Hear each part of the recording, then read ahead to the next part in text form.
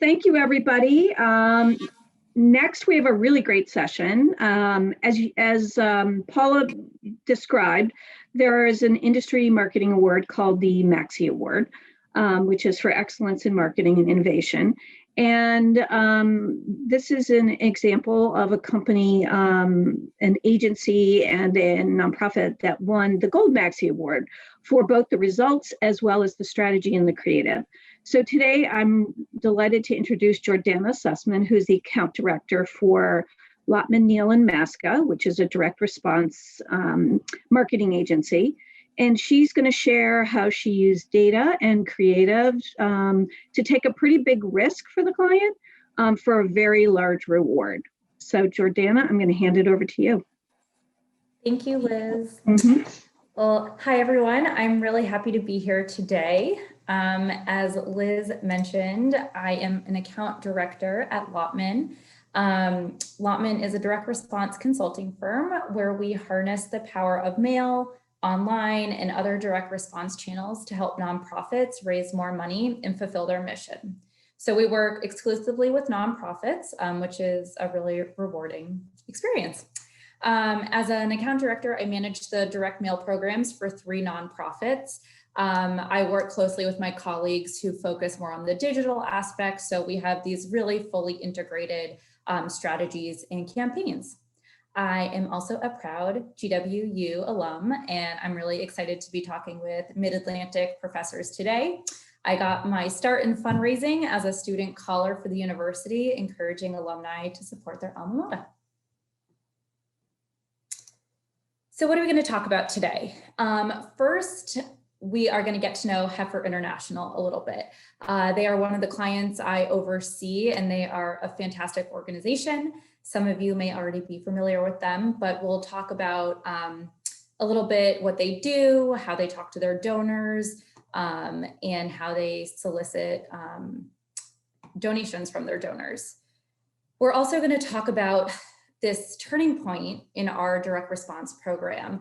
The organization shared with us some new goals that they had that we needed to help them achieve, which really forced us to quickly rethink our fundraising strategies for their donors. And we had to make some big changes. We took big risks, and we'll talk about how that paid off at the end. So first off, Heifer International is on a mission to end hunger and poverty in a sustainable way by supporting and investing alongside local farmers and their communities. Heifer works in 21 countries throughout the Americas, Africa, and Asia, in some of the most impoverished countries in the world. They really partner with community members, with families, folks on the ground, and they help them really lift themselves out of hunger and poverty. So for over 75 years, Heifer's helped more than 35 million families improve their quality of life. It's a lot of people. It's a lot of years they've been around. They're a really strong organization. They really believe in the motto, give a man to fish and you feed him for a day, teach a man to fish and you feed him for a lifetime. Their primary, what Heifer's known for, is providing animals, so cows, chickens, pigs, bees, goats, to families and teaching them how to best use these animals. So how to take care of them, how to, you know, if they get a cow, how to milk their cow, how to sell that milk to gain an income. So not only, you know, can they use that milk to support their family, to give them nutritious milk to drink or to turn it into yogurt or cheese, but how to sell it and make money and support their family and their local community. And also on the screen, I'm sharing what they're also really known for, which is their most important gift catalog in the world. And this iconic gift catalog has been around for decades. They mail it out every year in the fall prior to the holiday season. And inside, people are able to give the gift of animals to families in need. They mail this out as their primary source for donor acquisition in the fall. So they mail donors on like-minded organizations, publications, people that, you know, they've identified the right people who may be interested in Heifer to join the organization through buying an animal for a family in need. So what we tend to talk about here is, giving the gift of animals and training and changing a family's life. So, when most folks, when they get the catalog in their mailbox, they thumb through it, they decide, you know what, I really want to give a gift of a goat to a family in need. This is a little bit more of a transactional experience of purchasing an animal. And it's a little bit different than how other nonprofits work. It is a little bit more commercial influenced, but it really works for them.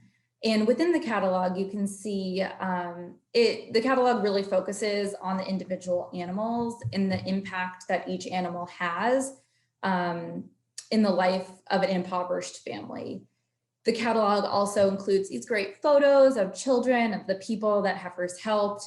It includes donor testimonials and quotes that further support the mission of the organization. So once, once someone gets this catalog in the mail, they're feeling really compelled to give, they want to give that gift of an animal, they make their gift and they get into the Heifer donor database. They are officially a Heifer donor. So once they're acquired, they start to get into our mail cycle where, we are mailing these donors with asks to support the organization again. And through these mailings, they are introduced to Heifer's broader scope of work. So we get them in on the animal message, and then we continue to talk to them about animals, but we often focus on a single family that Heifers helped. So we don't just typically highlight the animal, but we really focus in on a family. And Heifer has an amazing field staff where they're able to get really good stories, quotes, interview people on the ground, on the field. So we have these amazing stories to tell, and donors really respond well to it. So they're hearing about a family that, in theory they've helped, they're learning about the animal, but they're also learning about the training and the support that Heifer provided, and they're seeing the greater impact that this family has had on their community. So Heifer has a really robust direct response program.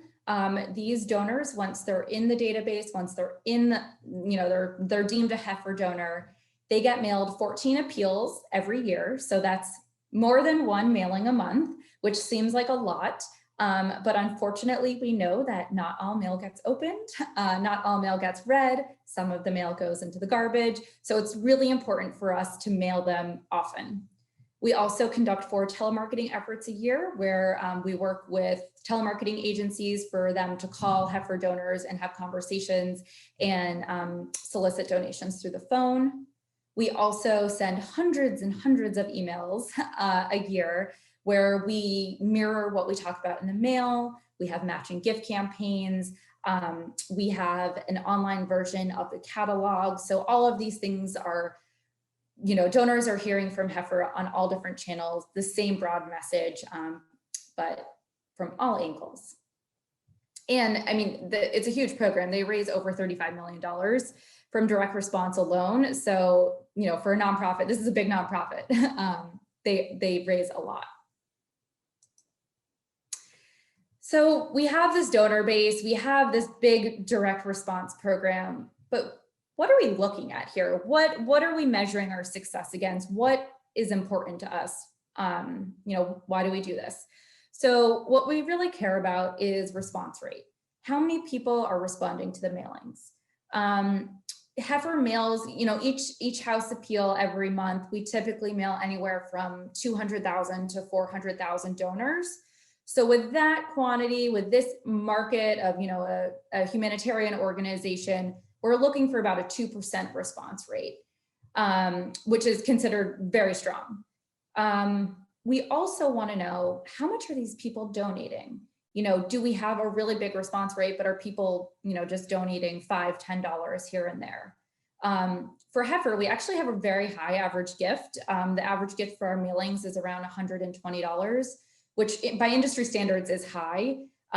We do mail high dollar donors, so folks that are giving $1,000 up to $25,000, which isn't fairly common in direct response. A lot of direct mail programs, some organizations will cap it at $1,000 level, 5,000, and then everyone above kind of gets treated as a major donor. But for Heifer, we're able to mail everyone. It's really incredible. Donors at all levels really respond.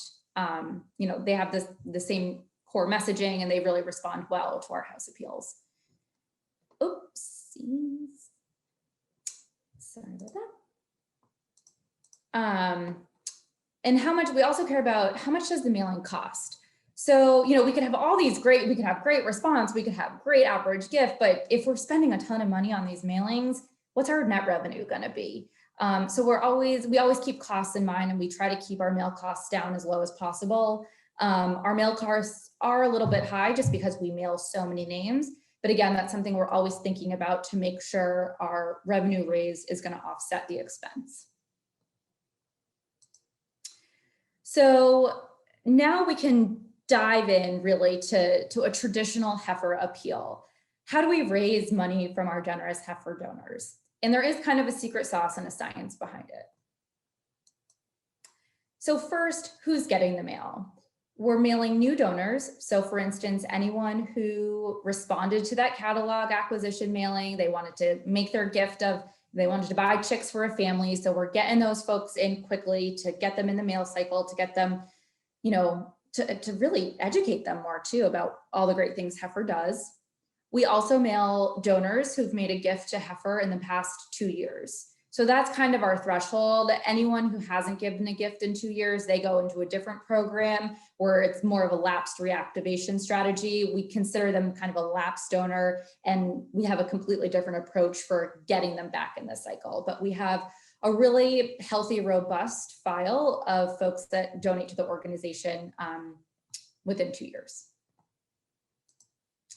And what do our mailings look like? So we tend to stick with best direct mail practices here. We acquired Heifer as a client several years ago, and over the past 5 years, we've really done some extensive testing on what works best in the mail. And we could have a whole session on A/B split testing and how to test. But at the end of the day, we've tried a lot of different techniques. And what we found works best for these Heifer donors is a very simple standard number 10 envelope, which is, a regular size envelope. You'd see a bill come in the mail. It has their logo, it's branded. People know the name of the organization. They're a very well-known organization. So that helps people get into the package. We also have a teaser, which is that feed a hungry child message on the envelope, which entices people to open the mail. Again, after some extensive testing, we've really seen when we focus on children and the hungry children of the world, that's what gets people to donate, and that's what gets people in the package. So our goal is we want to get people in, we want them reading the letter, we want them feeling compelled to give, and we want them to write that check or go online and make that donation. So when they open the mailing, the first thing that they'll see is a letter. And our letters are typically 2 pages long. As I mentioned before, they typically focus on a family that Heifer's helped.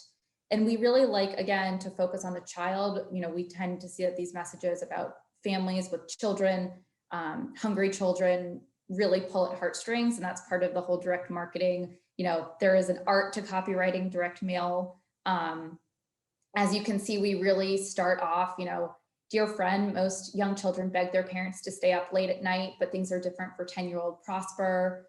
We end up revealing that Prosper would often go to bed early simply because there was nothing to eat for dinner.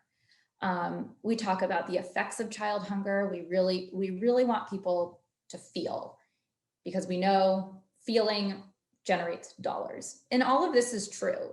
We're not fabricating anything here. I mean, this is how it is. This is for this family.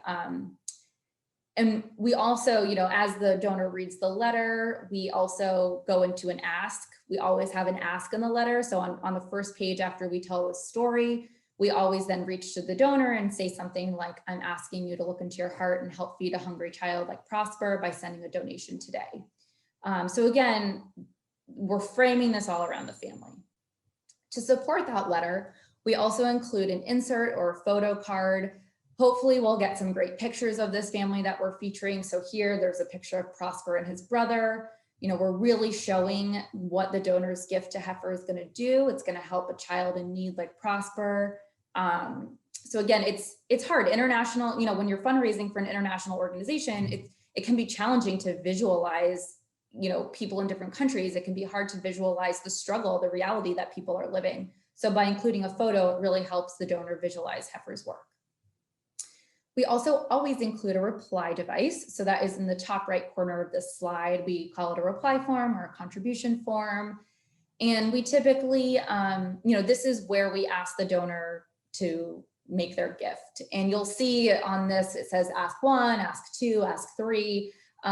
We'll go into this a little later, but we typically ask a donor, if I gave $100 to heifer last year, we give the donor amounts and we give them suggested contribution amounts based on their giving history to the organization. So if I gave $100 to heifer last year, my reply form may say, ask 1 would be $100, ask 2 would be $150, ask 3 would be $200, to try to get them to upgrade. They're giving a little bit, but always giving them that option to stick with the amount that they've given in the past. We also ask for a monthly donation. And again, it's all very simple and straightforward. And I do want to know, if you see anything in pink, you'll see a lot of pink on my slides. That actually does not print in pink. That prints in black. It just prints at a later stage in the process. So we always just put placeholder copy in there. So anything in pink, not actually mailed in pink. And we also always include a reply envelope for the donor to send their check back. So here we are, we have this great, direct response appeal mailings going. We raise millions of dollars every year from them. Things are going strong. We're feeling really good. So as we're getting ready to come up with our strategy for August 2018 appeal, it also happens to be the time where Heifer is budgeting and looking at their organizational revenue goals. And, it's the start of a new fiscal year. So they have a lot of things on their plate. So as we were developing our strategy, which, traditional good old appeal, finding a great story, finding great photos, they threw a little curveball at us and they hit us with some news that they have some really big revenue goals to fill in the upcoming year. And they were really turning to their direct response program to help them with these revenue goals. And we're talking like millions of dollars. So what could we do? Could we mail another catalog? No. We have tried in the past mailing that iconic gift catalog at different times a year. We did a spring catalog a couple years ago where we encouraged folks to give gifts for Mother's Day, Father's Day, graduation, Easter. It just did not do well. There's something about mailing it at that time of year before the holidays that really it's sweet spot. Could we afford to put a few more appeals in our mail schedule? As you saw, we already mail 14 appeals a year. Sometimes it's even 15 if we have, a natural disaster and we have to put in a quick, rapid, urgent gram. If an earthquake happened and is affecting the folks that Heifer works with. Our mail schedule is tight. So we didn't really want to add in another appeal. We felt like that could jeopardize revenue from the other campaigns. It just felt risky. Should we not mess with success? We also thought about, should we turn to other channels to help raise this revenue? Should we look online? Should we look at telemarketing? We were just a little stumped.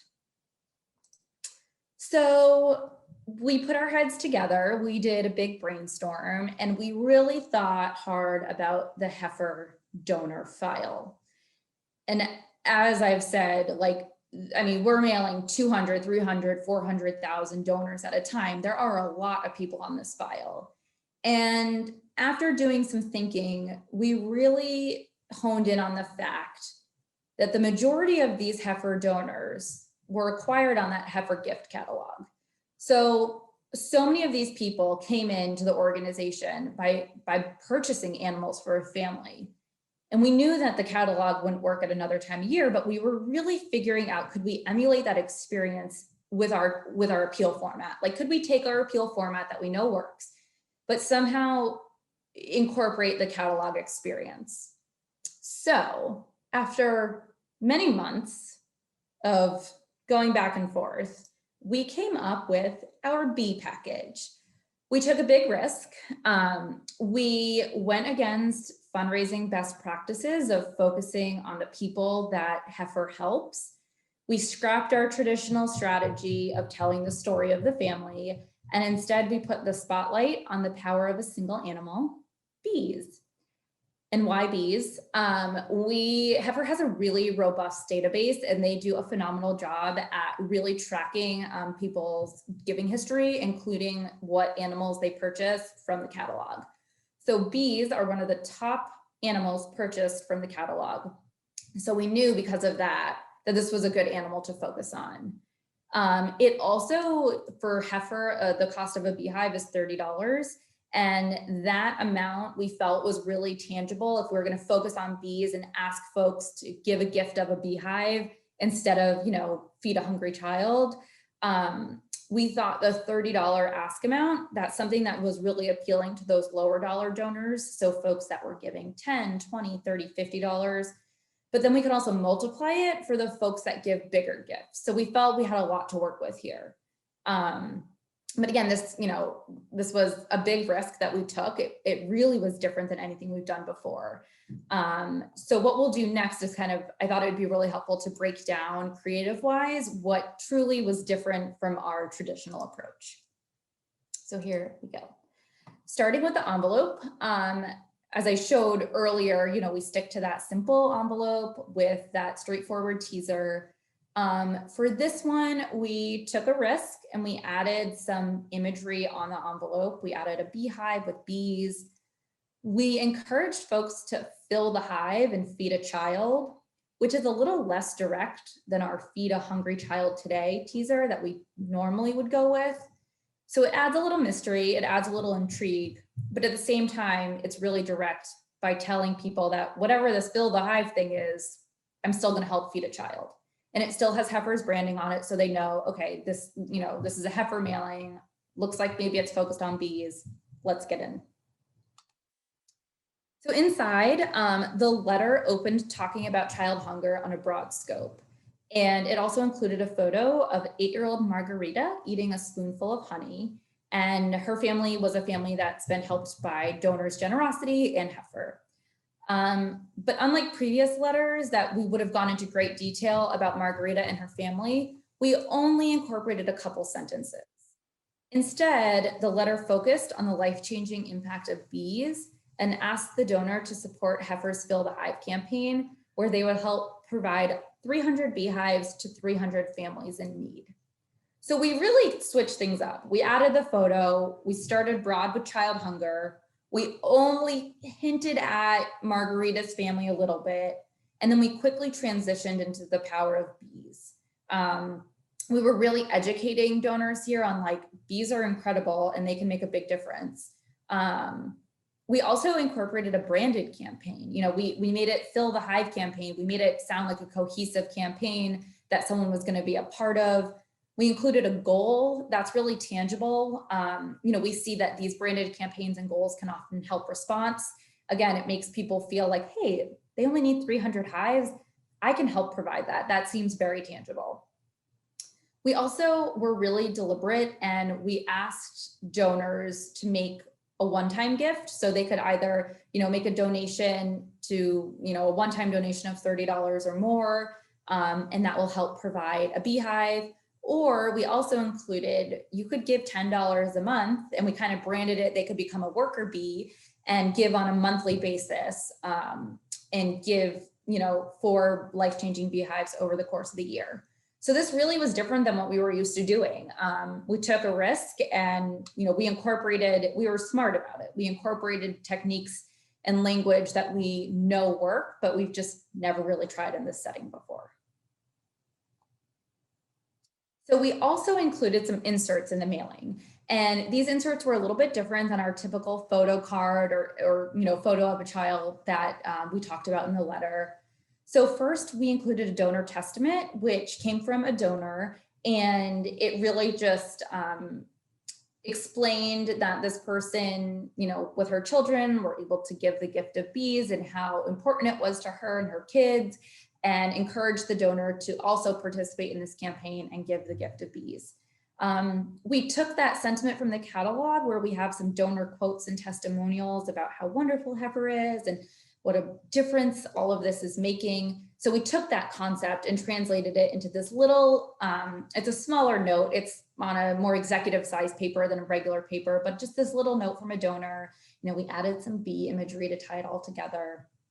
And we also included this feeding a child is simple as 1, 2, bee insert that visually depicts for the donor what their gift of a beehive will do. So, you know, bees use pollen to make honey. Kids eat nutritious honey. Bees help pollinate crops. Healthy crops feed kids. Families earn income selling honey and crops. So it kind of just shows the cycle of what an animal can do for a family.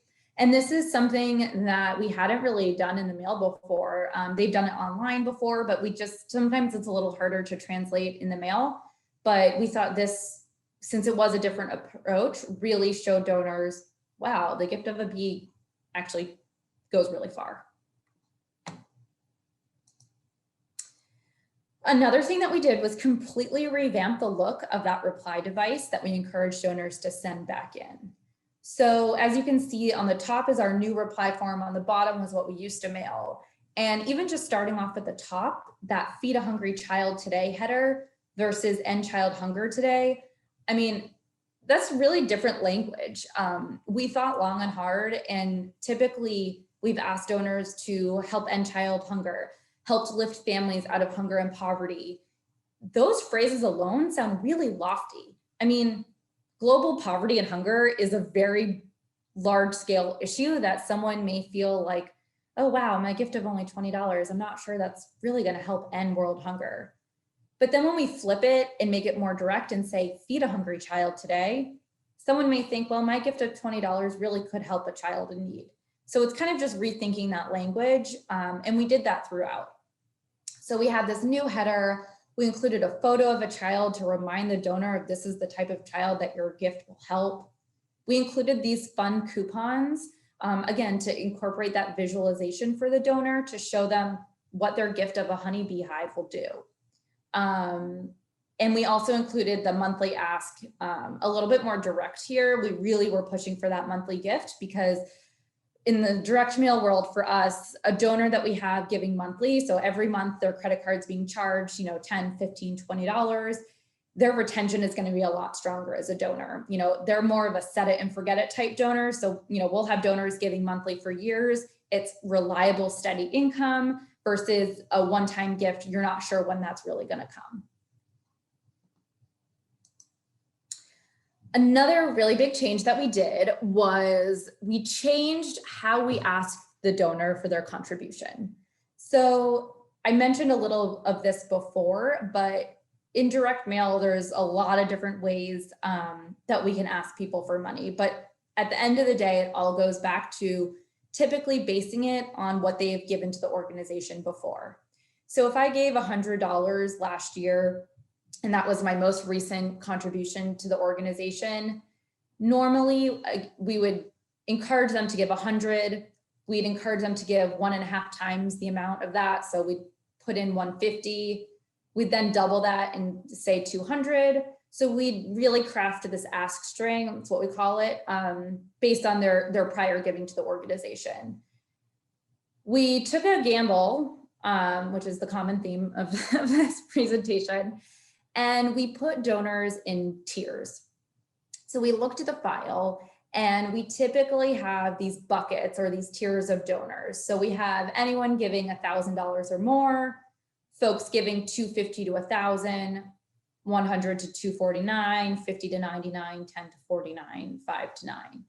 And the way that the Heifer file works is that just makes sense based on their file makeup. So we have these tiers of donors, and we ended up crafting these ask buckets. So these arbitrary asks for each donor tier. And I'll get into the nitty-gritty in a second. So for instance, for our $1,000 plus folks, and this ranges from your most recent contribution to Heifer could be $1,000, it could be $15,000, it could be $20,000. But everyone got the same suggested asks. So everyone was asked for $1,020, $1,500, and $2,010. And at first we were like, oh gosh, is this silly? Are we going to downgrade people? But we felt that giving these arbitrary asks that translated really well into the number of hives that their gift could provide made sense. We went and did an even deeper dive to the data, and we really looked at the segments within the tiers and realized most of our folks in this tier, so $1,000 to $25,000, most of them were falling between $1,000 and $5,000. We had some big gifts, we have some big givers, but we looked at the majority of the file and felt that these asks, we felt comfortable that we weren't going to downgrade people. We also had a really strong monthly gift here. So we asked for $90 a month, which is high for the industry. But again, for these folks who are giving, 1,000 plus, it made sense for them. And then same for the $250 to $1,000 donors. Everyone got an ask of $240, $480, and $960. And this one was a little bit easier to wrap our heads around because we felt that we covered, each ask kind of covered a tier within that group. So if you're giving closer to $250, our first ask was $240, which is actually a little bit lower. But by doing that and including the $480 and $960, we thought, hey, maybe people will be a little bit more generous. Maybe people will bump up to $480. Maybe they'll write in another amount. Maybe they'll feel comfortable with $300. So again, we played around with these numbers, but at the end of the day, we just felt that showing donors how many hives their gift could provide really gets them to think about their gift and if they want to bump up a little bit. And then our 5 to 250 donors, this group, the ranges here are a little bit different. And I know this is very in the weeds of what I'm showing you, but basically we broke this group up into mini tiers, and we gave them, everyone got the same asks within each tier. The one thing I did want to point out, which was a little bit different, was those really low dollar folks, anyone who's giving $5 to $10, we gave them a lower ask string. So we only asked them to make a one-time gift of $10, $15, or $20. But on the coupons, we still showed that $30 equals 1 hive, $60 equals 2 hives, 90 equals 3 hives, because we wanted them to think about their gift and say, hey, you know what, maybe this time I can bump up my giving. Maybe I can give $30. Or knowing that if I can't give $30, I can give 15 and that's half a hive and that's all I can do. So we have this, we have this brainstorm, we have this new package, we go back and forth with the client, we settle on the final package, it gets in the mail, we're all crossing our fingers. What happens next? So this was a huge success. And this is why we won the gold MAXI. Going back to our metrics for success, what are we looking at here? What matters? What do we care about? So we care about response. We care about how many people responded to this mailing. Well, 62% more people responded to this mailing than we anticipated. When we were creating our budget for the year, we based all of our projections, we create a big budget for the client that outlines all of our campaign projections, how much we're going to raise, how much we're going to spend.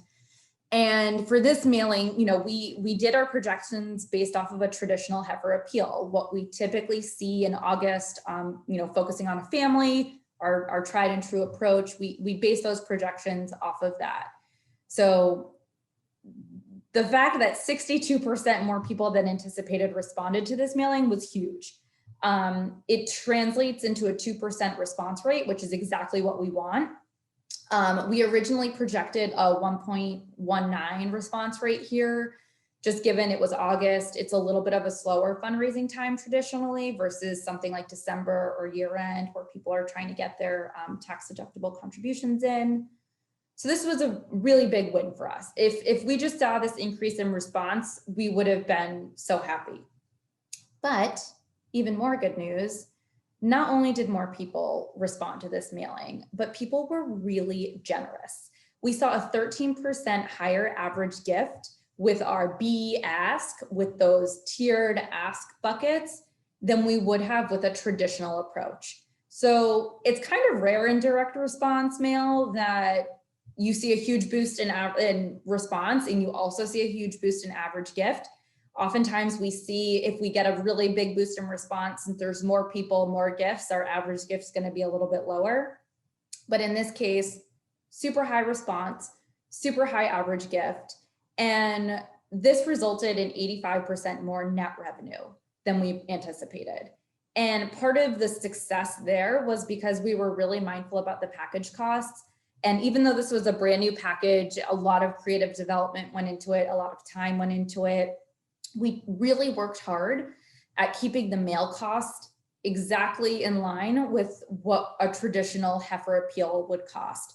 We didn't want to put too much revenue into this. We were cautious. We wanted to be mindful with the client that this approach may not work. This may be a total bomb. So let's keep costs in line with what we originally anticipated, and not go too crazy. We also got 66 monthly donors from this mailing, which is an additional $20,000 more in yearly revenue. And this is a big deal because, you know, we really push that monthly giving more than we typically would do. And we were a little worried that, hey, if we get all these new monthly donors, is this going to impact our one-time gifts? Because we still need that one-time revenue. We still need that upfront revenue. But how is this going to shake out? So we were really happy to see that we got 66 monthly donors here. We typically see about half of that in a mailing. So we got more monthly donors. We still got the more one-time upfront revenue. So all in all, this was just a huge success. And you can see that those donor tiers with our, you know, everyone got those same asks, that really actually increased average gift across the board, which we were shocked. So for our $1,000 plus donors, we saw a 13% lift in average gift, the $250 and above folks, an 11% bump, and then the $5 to $249, a 7% bump. And I took it one step further and I actually looked at those $5 to $9.99 donors where we had the coupons that were a little bit higher, those higher amounts, and their average gift increased. It hovered around $7, but that actually increased closer to $15. So just subtly showing those donors what a higher gift could do really paid off. So we were just so ecstatic with these results, and we quickly were able to pivot and implement the strategy in subsequent appeals. So we, instead of just doing bees all the time, we took this idea and we used the other top performing animals from the catalog. So people really also like to buy cows, chicks, and goats. So we came up with new package creative and visuals with those animals. And, you know, it's still, this is almost 2.5 years later, we're still implementing this strategy. It's still working with donors. The even better news is we were really happy to be able to help Heifer reach their internal revenue goals. So through December of that year, donors had given an extra $2 million to appeals. So by quickly pivoting and implementing the strategy for the remainder of the year, we were able to have an extra $2 million in Heifer's bank, which really helped them get to their overarching revenue goals. So August was no fluke. This was a really great start to a long-term strategy. So just some key takeaways from today. I think it's really important. This was a phenomenal exercise in thinking about donor acquisition. Where are your donors coming from? What are the sources? Really thinking hard, and it's not probably going to be the same source for everyone. I have one client where we mail different packages to different donors based on where they came from. So it sounds really obvious, but it's something that I think we can often overlook. But really doing a dive into your database and thinking about, you know, how can we communicate to our folks in the way that they came onto the organization, which obviously was a really motivating way for them to join. We also learned how important language is. Coming up with those more direct asks like feed a child instead of end hunger and poverty, that made a huge difference. And we've been really mindful about moving forward with more of that. We also came up, with the honeybee hive, that translated really well into one-time giving and monthly giving. So thinking about how we could leverage something and, for multiple purposes. Also really important to look at results with your goal in mind. I always go back to what is our goal? What is the purpose of this? Why are we doing it?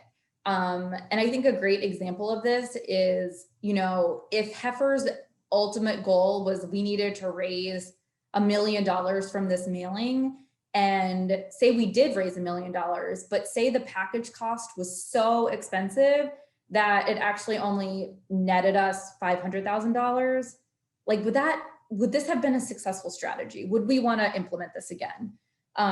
So we always go back to our goals. We always go back to the organization goals. We always go back to the goal of a mailing. For our current donor file, what do we want to do? We want to retain those donors. We want to keep them on file. We want to upgrade their giving. So always looking at these metrics and saying, hey, we could afford to have a little bit lower response rate here if we're upgrading our donors and we're seeing a higher average gift.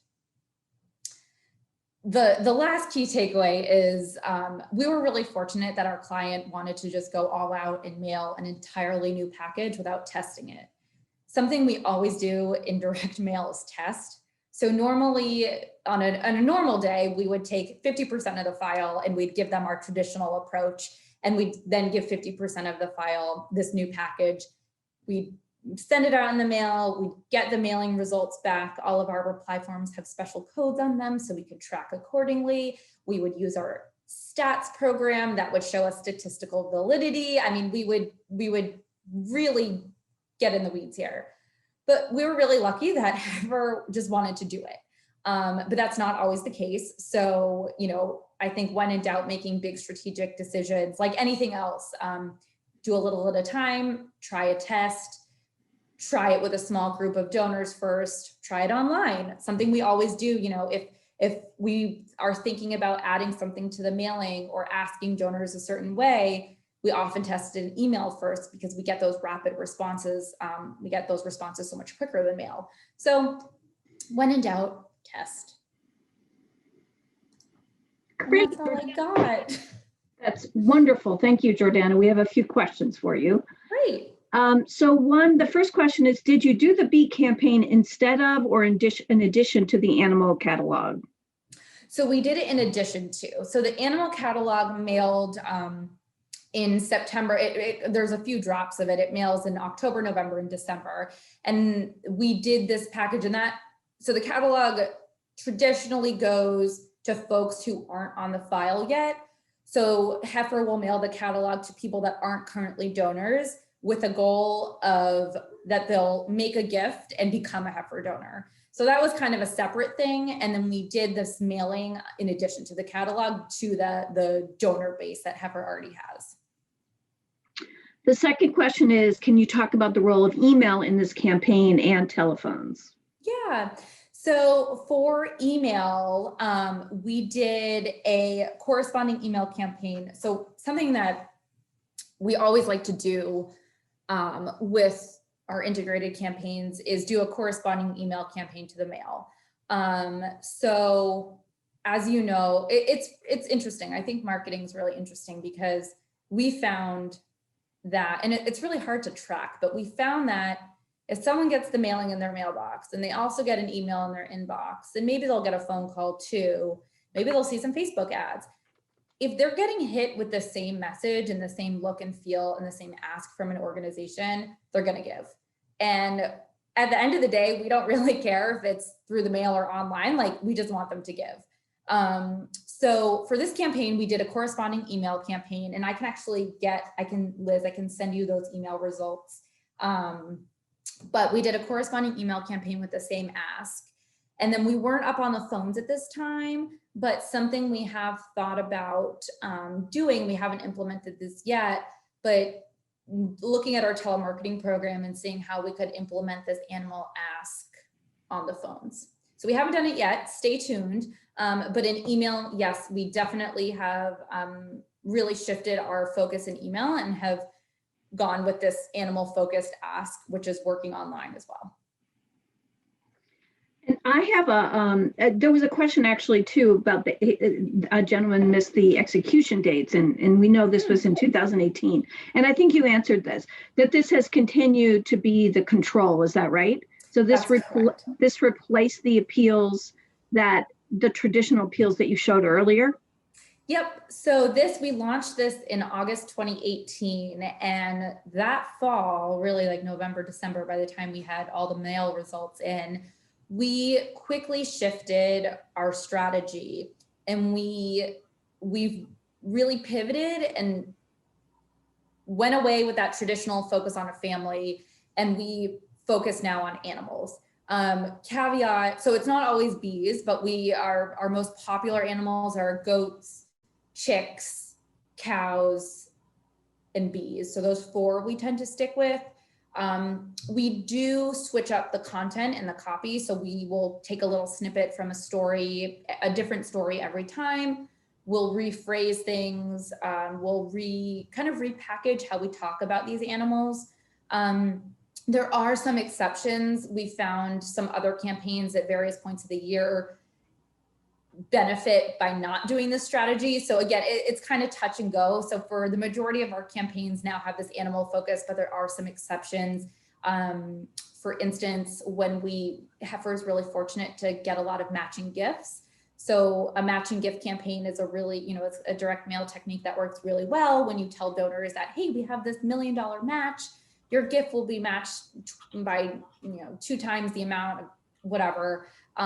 Those actually, we've tested that those types of campaigns work better if we don't focus on the animals. So we've done a lot of testing in the past 2 years, but all in all, this strategy, I would say, is about like 70% of our mailings now. Great. Mary Beth had a follow-up question. Actually, let me ask Amy first. Amy, since we had our break earlier, can we do a few more questions? I think we could do a few more questions and maybe just do a 5-minute break. Okay, that sounds great. So Mary Beth, do you want to just unmute yourself and ask your follow-up question to email? Sure. Thank you so much, Jordanna, for this presentation. This has been terrific. And it's, the definition of IMC that we try to tell students about. So the email, you said you'd get those response rates. Did you see a shift, just sort of in general numbers, for people wanting to donate via email compared to via snail mail over the years? What have you seen over time? Intuitively, it seems like it should be shifting to email. Yeah. And given that you don't have the cost of postage, which tends to be the most expensive part of this, do you see yourself backing off some of the physical mail and focusing more on an email type of primary campaign? This is my favorite type of question. I am a true direct response nerd. So one, yes, over the past 2 years, we have seen an incredible shift to online giving. So something that we do in all of our mailings is we typically do, it's called a unique URL. So we'll always include, like for this one, it probably was like heifer.org/bees or fill the hive. So we always have so we can track, we have this special URL that's tied to the mailing. So if someone gets the mailing and they're like, no, I don't want to write a check, or I'd rather just give online, my credit card saved online or whatever. We always like to tie that landing page online to the mailing so we can really see how much money came in online to the mailing. And I would say across my clients, not just Heifer, there has been a tremendous shift in online giving. That to say, direct mail's definitely not dead or dying anytime soon. The Heifer donor base, and this is true really for a lot of nonprofits, Heifer donors are older. They are mostly older women over 75, and they prefer to write a check. So we're still seeing really strong results in the mail, but at the same time, we're also seeing a shift to online giving. And so that's not even just through emails. We're seeing, more and more money raised online. I actually think this year end, this December was the most online giving we've seen to date for Heifer. So yes, huge shift in online giving. We love tying it back to the mailing so we can really see who got the mailing and who decided to go online. And that trend definitely is not just Heifer specific. Thank you. There's a couple of other questions. I'm going to pass them on to Jordanna, but we have run out of time, sadly, and maybe she would get back to you guys with the answers. Of course. But Jordanna, thank you so much. It was very, very informative. Everybody, I'll send you the chat comments as well, but please all thank Jordanna.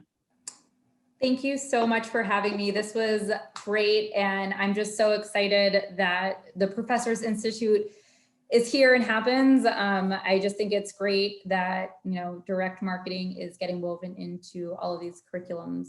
So happy to be here. Thank you. Great. Thank you so much. And thank you, Andy, for running the professor's exercise. We really appreciate it. And we're going to come back at exactly 2:10. So please be here because it's an interactive exercise.